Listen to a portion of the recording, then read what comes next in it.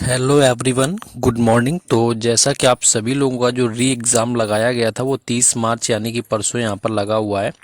आज आपका 28 मार्च है यहाँ पर। तो ये आपका 7th वीडियो होने वाला है। 6 वीडियो मैंने ऑलरेडी अपलोड कर रखे हैं, तो जिन लोगों ने नहीं देखा है वो जा कर के देख लेंगे।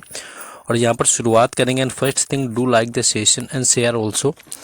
पहला जो क्वेश्चन इसमें था कि जो कुषाण वंश हुआ था उसकी राजधानी कौन कौन सी थी, ये क्वेश्चन है आपका। तो इसमें दो राजधानी रही हुई थी कुषाण वंश की। एक तो पहली जो है यहाँ पर, दूसरी बनाया हुआ था मथुरा को, और इससे जो पहली थी वो पेशावर को बनाया हुआ, तो याद रखना है।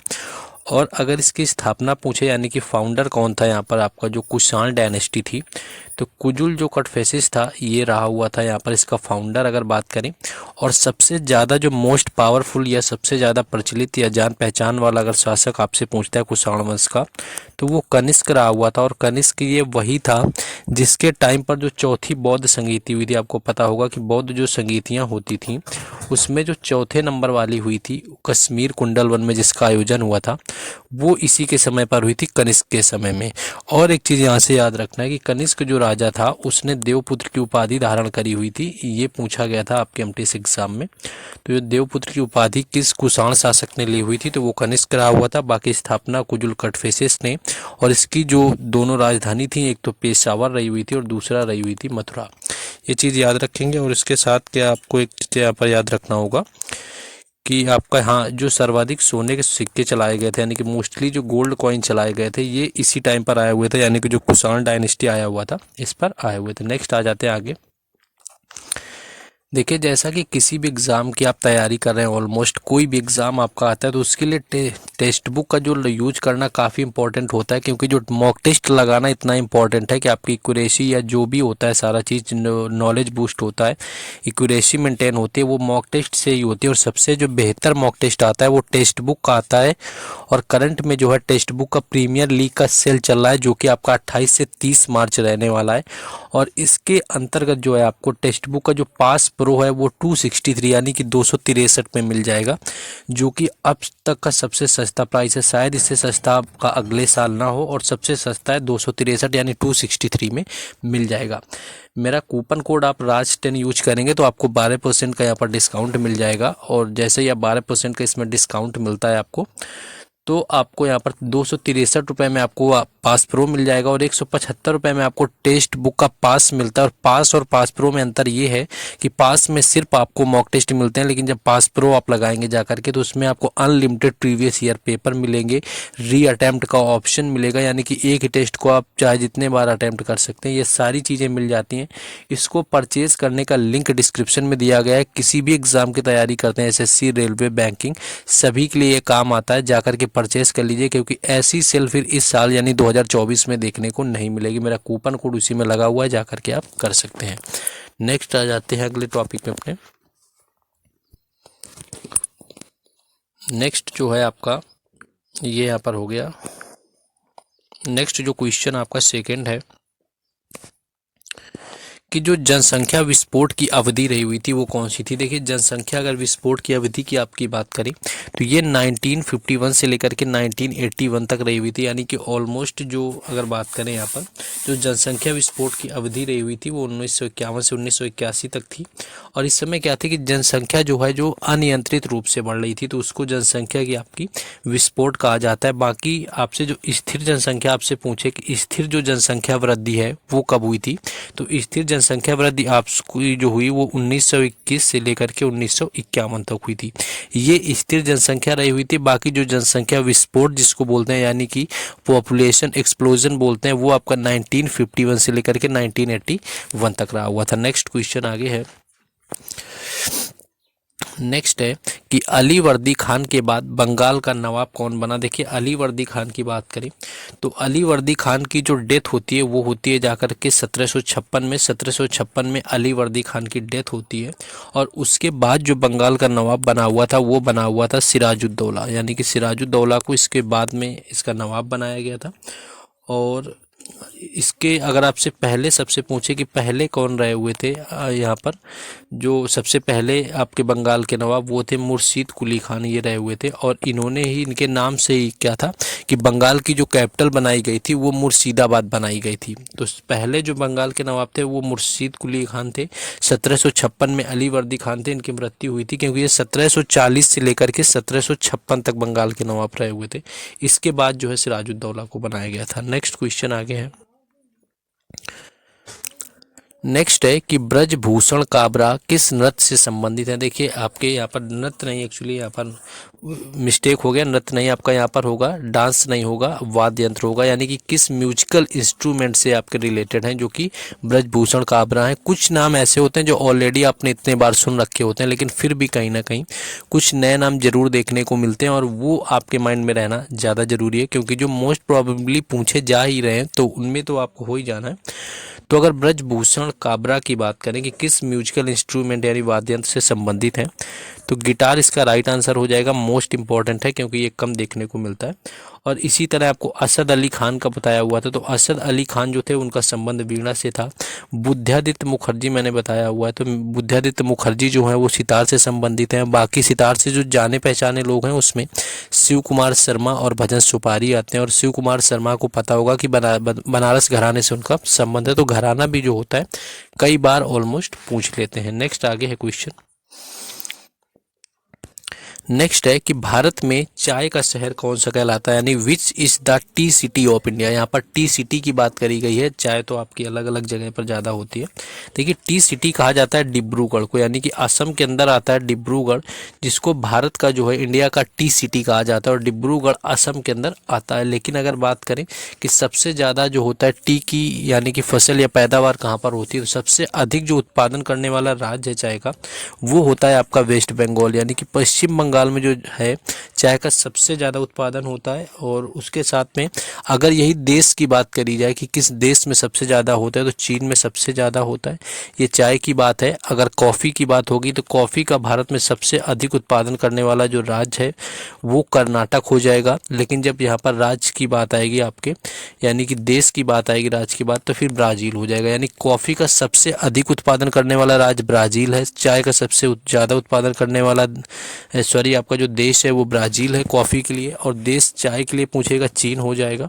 भारत दूसरे नंबर पर आता है चाय में। और अगर सिटी पूछेगा चाय की तो डिब्रूगढ़ है। और सबसे ज़्यादा चाय की पैदावार यानी उत्पादन किस राज्य में होता है भारत के, तो वो वेस्ट बंगाल में होता है।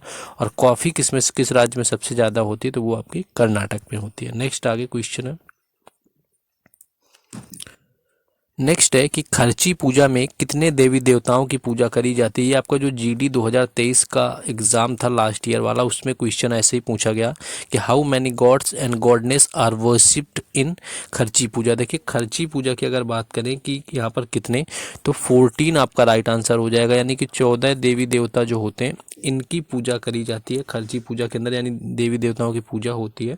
और अगर ये पूछे किस राज्य से संबंधित है, तो त्रिपुरा राज्य से इसका संबंध है, यानी त्रिपुरा आपका है खर्ची पूजा। और जुलाई या अगस्त के महीने में आपका मनाया जाता है, ये याद रखना है। और देवी देवताओं की अगर पूजा करने की बात करें तो जो छठ पूजा होता है बिहार का, उसमें सूर्यदेव की पूजा करी जाती है, ये भी याद रखना है, क्योंकि कई बार एसएससी में ये भी क्वेश्चन आया हुआ था कि जो सूर्यदेव की पूजा है वो किस त्यौहार में करी जाती है, तो वो आपकी खर्ची पूजा में होती है। नेक्स्ट क्वेश्चन है कि अलमाटी बांध किस नदी पर बना हुआ है। देखिए अलमाटी बांध की बात करें तो कृष्णा नदी यहाँ पर राइट आंसर हो जाएगा, यानी कि कृष्णा नदी पर आपका बना हुआ है अलमाटी बांध। और अलमाटी बांध को एक दूसरे नाम से भी जानते हैं, वो है लाल बहादुर शास्त्री, यानी कि इसको लाल बहादुर शास्त्री के नाम से भी जानते हैं अलमाटी बांध को। और इसके साथ में आपको उद्गम बताना है, कृष्णा नदी का उद्गम कहाँ है, तो ये आपके महाबलेश्वर की पहाड़ियों से जो होता है इसका उद्गम होता है महाराष्ट्र के अंदर, आपको याद रखना है। बाकी अलमाटी बांध का दूसरा नाम जो है वो लाल बहादुर शास्त्री बांध है, ये भी याद रखना है क्योंकि पूछा जा चुका है। नेक्स्ट है विधवा पुनर्विवाह संघ की स्थापना किसने करी, यानी हु फाउंडेड द विडो री मैरिज एसोसिएशन। तो विडो री मैरिज एसोसिएशन की अगर बात करें कौन रहा हुआ था, तो ये आपका रहा हुआ था, इसको जो स्थापना करने वाले थे वो थे एमजी रानाडे, यानी कि इसकी जो स्थापना करी गई थी वो एमजी रानाडे के द्वारा करी गई थी। और अगर आपसे ईयर कभी पूछ ले तो 1861 में जो है विधवा पुनर्विवाह संघ की स्थापना हुई। 1861 में होती है, 1861 में, और ये करा गया था एमजी रानाडे के द्वारा। ये दोनों चीजें याद रखना है। नेक्स्ट क्वेश्चन आगे है, धन विधेयक पर राज्यसभा कितने दिनों के लिए प्रतिबंधित कर सकता है या कितने दिन के लिए प्रतिबंध लगा सकता है। तो देखिए राज्यसभा की बात करें तो ये 14 दिन के लिए जो होता है वो धन विधेयक पर प्रतिबंध लगा सकता है। लेकिन मुख्यतः कहाँ पर पेश किया जाता है आपका धन विधेयक, अगर ये पूछे तो इसको पेश किया जाता है पहले लोकसभा के अंदर। और इसका जो पेश करने का अनुच्छेद होता है, अगर आपसे पूछे तो अनुच्छेद 110 होता है। यानी कि किस अनुच्छेद के तहत धन विधेयक पेश किया जाता है लोकसभा के अंदर, तो अनुच्छेद 110 हो जाता है और लोकसभा में इसको पेश करते हैं। और इसको राज्यसभा जो है 14 दिन के लिए प्रतिबंधित कर सकता है, ये यहाँ पर याद रखना है। नेक्स्ट क्वेश्चन आगे, नेक्स्ट 10 नंबर है यहाँ पर कि पंथी नृत्य किस राज्य से संबंधित है, यानी कि Panthi dance is related to which state. देखिए पंथी डांस की अगर बात करी जाए किस राज्य से रिलेटेड है तो छत्तीसगढ़ हो गया आपका यहाँ पर राइट आंसर, यानी कि छत्तीसगढ़ जो है इस राज्य से इसका संबंधित है। और छत्तीसगढ़ का पंथी नृत्य के साथ साथ और नृत्य एक पंडवानी याद रखना है, पंडवानी भी कई बार पूछते हैं छत्तीसगढ़ का। पंडवानी के साथ साथ में सुआ नृत्य भी पूछ लेते हैं, सुआ नृत्य के साथ में रावत नाचा भी एक होता है, ये भी आपका छत्तीसगढ़ का है। और इसके साथ में एक और चीज़ याद रखना है छत्तीसगढ़ से कि बस्तर दशहरा कहाँ पर मनाते हैं, ये कई बार पूछा गया। तो जो बस्तर दशहरा है वो छत्तीसगढ़ का है, बाकी मैसूर दशहरा जो पूछा जाता है वो होता है कर्नाटक का। नेक्स्ट क्वेश्चन, इंडिका पुस्तक किसने लिखी हुई थी। देखिए इंडिका पुस्तक की बात करें तो इसको जो लिखने वाला राइटर था वो था मेगास्थनीज। मेगास्थनीज के द्वारा जो है यहाँ पर लिखी गई थी इंडिका पुस्तक। और मेगास्थनीज की अगर बात करें तो इसको भेजा था सेलुकस निकेटर ने। ये भेजा गया एक दूत था जो कि सेलुकस निकेटर के द्वारा इसको भेजा गया था। और इसकी बात करें ये कहाँ पर आया हुआ था तो ये चंद्रगुप्त मौर्य के दरबार में आया हुआ था, यानी चंद्रगुप्त मौर्य के दरबार में सेलुकस निकेटर के द्वारा मेगास्थनीज को भेजा गया था। और चंद्रगुप्त जो थे इन्होंने 322 ईसा पूर्व में मगध साम्राज्य में, आपका जो मगध पूरा फैला हुआ था उसमें मौर्य साम्राज्य की स्थापना करी थी। मदद ली थी कौटिल्य यानी चाणक्य की। और इनसे जो पहले वंश रहा हुआ था वो रहा हुआ था यहाँ पर मगध पर नंद वंश। और बाद में जब होता है चंद्रगुप्त मौर्य का जो अंतिम यानी कि जो शासक हुआ मौर्य वंश का, इनके बाद तो बिंदुसार आया, फिर अशोक आया, लेकिन अंतिम जो शासक था वो वृद्धरथ रहा हुआ था। और उसको हरा करके पुष्यमित्र शुंग ने जो है शुंग वंश की स्थापना कर ली थी। तो ये यहाँ पर पूछा गया है। नेक्स्ट आगे है कि ग्राम पंचायत का गठन किस अनुच्छेद में है, ये आर्टिकल कई बार पूछा गया। देखिए ग्राम पंचायत अगर गठन की बात करें तो इसको अनुच्छेद 40 यानी कि आर्टिकल 40 के अकॉर्डिंग रखा गया है ग्राम पंचायतों का गठन। और ये आता है आपके डीपीएसपी के अंदर जिसको बोलते हैं नीति निर्देशक तत्व। और ये संविधान के भाग 4 में दिए गए हैं नीति निर्देशक जो तत्व हैं, अनुच्छेद 36 से लेकर के 51 तक दिए गए हैं। और इन्हें लिया गया है आयरलैंड के संविधान से। ये इतनी चीज़ें यहाँ पर याद रखेंगे। नेक्स्ट आगे क्वेश्चन है, देखिए जिन लोगों ने लाइक ना किया हो वो लोग लाइक कर देंगे, कमेंट कर देंगे। बाकी टेक्स्ट बुक जिनको लेना या लेने का सोच रहे तो वो जरूर ले लें, सबसे बेहतर मौका है टेक्स्ट बुक यहाँ पर लेने का, क्योंकि इससे सस्ता टेक्स्ट बुक शायद अब ना मिल पाए। नेक्स्ट है कि दिल्ली का लाल किला किसने बनवाया था। देखिए दिल्ली के लाल किला की बात करी जाए या फिर बात हो आपके ताजमहल की, ये दोनों काम करवाए गए थे शाहजहां के द्वारा। यानी शाहजहां का जो है, इसीलिए शाहजहां का जो टाइम पीरियड था उसको स्थापत्य कला का स्वर्ण युग कहा जाता है, क्योंकि काफ़ी अच्छे अच्छे जो मोनूमेंट्स हैं वो शाहजहां के टाइम पर ही बनाए गए। 1639 यानी कि 1639 में इसकी शुरुआत हुई थी जाकर के, और 1648 तक जो है बन के तैयार हुआ था आपका ये लाल किला दिल्ली का शाहजहां के द्वारा। उस्ताद अहमद लाहौरी जो रहे हुए थे ये रहे हुए थे इसके वास्तुकार, ये भी याद रखना है। और इसे जो है 2007 के अंदर यूनेस्को की विश्व धरोहर में भी शामिल किया गया, ये चीज़ याद रखना है।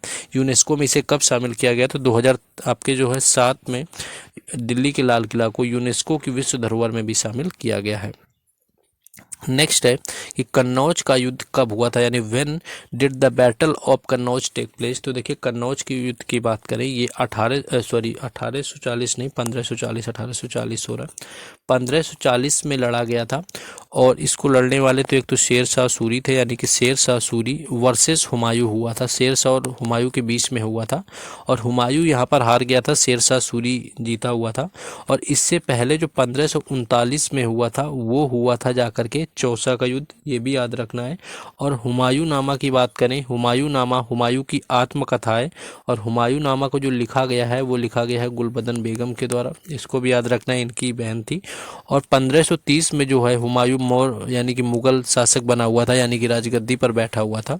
और 1526 में ही मुगल साम्राज्य की दिल्ली सल्तनत में स्थापना हुई थी, जो कि बाबर ने करी हुई थी, और बाबर का ही बेटा था हुमायूं। नेक्स्ट आगे क्वेश्चन है, नेक्स्ट है कि शतरंज बोर्ड में कितने वर्ग होते हैं। देखिए शतरंज अगर बोर्ड की बात करें कि कितने वर्ग होते हैं, तो टोटल यहाँ पर 64 वर्ग होते हैं, ये याद रखना है। कुल 64 वर्ग होते हैं। कौन कौन से रंग के होते हैं, ये आपके काले और सफ़ेद 2 रंगों में होते हैं, जो कि आधे आधे होते हैं, यानी कि 32 जो खाने होते हैं वो काले और सफ़ेद होते हैं शतरंज के अंदर। और आपके कुल 64 खाने होते हैं, ये क्वेश्चन पूछा गया है, इसको यहाँ पर याद रखना है। नेक्स्ट क्वेश्चन है, राष्ट्रकूट वंश का संस्थापक कौन था। देखिए राष्ट्रकूट अगर वंश के संस्थापक की बात करें तो जो दांती दुर्ग रहा हुआ था ये राष्ट्रकूट वंश का संस्थापक था। और इसके साथ में अगर आपसे सातवाहन का पूछ ले, यानी कि जो सातवाहन वंश था उसका संस्थापक कौन था, तो उसका सिमुक था, यानी कि सातवाहन का सिमुक था। राष्ट्रकूट का दांती वंश आपका दांती दुर्ग था। और अगर पल्लव वंश का यहाँ पर पूछे पल्लव वंश का कौन था, तो सिंह विष्णु हो जाएगा, यानी कि जो पल्लव वंश का था वो सिंह विष्णु रहा हुआ था। और चालुक्य वंश का अगर पूछ ले तो चालुक्य वंश का जो है पुलकेशन द्वितीय रहा हुआ था, यानी पुलकेशन प्रथम रहा हुआ था, द्वितीय नहीं होगा। पुलकेशन जो प्रथम है पुलकेशन वो रहा हुआ था चालुक्य का, पल्लव वंश का सिंह विष्णु, सातवाहन का सिमुक और राष्ट्रकूट का जो दांती दुर्ग, ये इनके संस्थापक याद रखने हैं। नेक्स्ट है कि भारत ने टोक्यो ओलंपिक में कितने पदक जीते। देखिए टोक्यो ओलंपिक के पदक की यहाँ पर बात करें तो कुल जीते हुए थे 7 पदक भारत ने जीते। टोक्यो ओलंपिक 2020 का आपका था, 2021 में इसका आयोजन हुआ, 2020 में नहीं हो पाया था तो 21 में ये आयोजित किया गया जापान के टोक्यो के अंदर। कुल 7 पदक भारत के द्वारा जीते गए, 1 आपका गोल्ड, 2 सिल्वर और 4 ब्रॉन्ज मेडल आए थे। आपका गोल्ड मेडल जीता गया था व्यक्तिगत श्रेणी में, दूसरा गोल्ड मेडल था जो कि भाला फेंक के अंदर आया हुआ था नीरज चोपड़ा के द्वारा। बाकी जो आपका पहला पदक था वो सिल्वर मेडल जीता गया था भारोत्तोलन यानी कि वेट लिफ्टिंग के अंदर, मीराबाई चानू ने जीता हुआ था मणिपुर से। और दूसरा जो सिल्वर मेडल है वो सिल्वर मेडल जीता गया था रवि दाहिया के अंदर कुश्ती में, ये यहाँ पर याद रखेंगे। नेक्स्ट आगे है, बाकी अगर पहला आपका व्यक्तिगत जो पदक मिला हुआ था स्वर्ण पदक वो अभिनव बिंद्रा को 2008 में मिला था। नेक्स्ट है कि पहला डूरंड कप कब खेला गया था। देखिए पहले डूरंड कप की बात करें तो डूरंड कप जो खेल है ये संबंधित है फुटबॉल से, यानी कि फुटबॉल से इसका संबंध है डूरंड कप का। और पहली बार जो ये खेला गया था 1888 में, 1888 में इसको खेला गया, शिमला के अंदर इसको खेला गया था। और इसके साथ में याद रखना है शिमला में खेला गया था। और सर्वाधिक बार जो जीतने वाली टीम है उसमें एक तो मोहन बागान है, मोहन बागान हो गया, और मोहन बागान के साथ में है ईस्ट बंगाल, यानी कि मोहन बागान और ईस्ट बंगाल, ये जो 2 टीमें हैं इन्होंने सबसे ज़्यादा बार खिताब जीता है डूरंड कप का। और जीता कितनी बार है, तो कुल 16 बार जीता हुआ है। नेक्स्ट क्वेश्चन है, नेक्स्ट है कि क्वीन ऑफ मेलोडी किसे कहा जाता है। तो क्वीन ऑफ मेलोडी की बात करें किसे कहते हैं, तो ये कहा जाता है लता मंगेशकर को। लता मंगेशकर को यहाँ पर कहा जाता है क्वीन ऑफ मेलोडी। और अगर इनके पुरस्कार की बात करें तो जो इनको पद्म भूषण मिला हुआ था वो 1969 में मिला। और इसके बाद आता है पद्म विभूषण, अगर विभूषण की बात कर लेंगे तो वो 1999 में मिला हुआ था। और भारत रत्न की बात करें तो भारत रत्न 2001 के अंदर दिया गया था, ये चीज़ें याद रखनी है। और लता मंगेशकर, दीनानाथ मंगेशकर जो पुरस्कार है वो सबसे पहला किसे मिला था, वो नरेंद्र मोदी को दिया गया था।